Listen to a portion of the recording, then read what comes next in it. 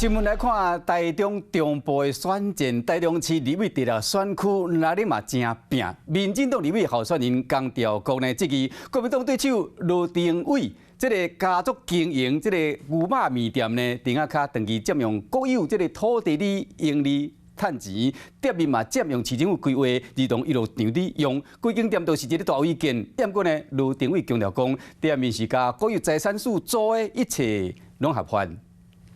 伫咧台中市南区的牛肉面店已经有50年的历史，真侪知名市长拢捌来遮食过，嘛是国民党立委候选人罗定伟的家族事业。不过民进党对手江兆国这期面店顶下卡长期占用国有地，店面嘛占用市府规划儿童游乐场用地进行，没有任何房屋登记的资料，就是因为它一开始就是一个占用的行为，它并不是一个合法房屋。以简单的我们现在的说法，它其实就是一个违建。江兆国认为。台中市政府伫咧2005年前就完成儿童游乐场土地征收，冇开发的需求。罗定伟2014年就担任当地里长，2018年开始担任市议员。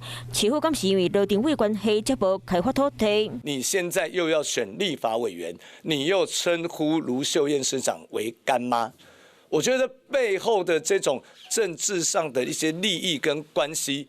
这些相关人士都必须出面说清楚。不过罗定伟强调，店面伫1967年就存在，伊是向地主国有财产署和市政府合法申诉。50几年就存在的一个建商物，所以阿扁在相关的特色令当中都有特色这个违建的部分，非常守法的去依规定合法来承租这一块。建筑物来做营业使用。实际经营面店的罗定伟也讲，逐摆选举拢要忍受对手黑白指控，讲到争气的所在，都挡袂掉流目屎。我跟一般人都一样，非常的普通。每次到选举，我就觉得很害怕，因为他们都会找我麻烦。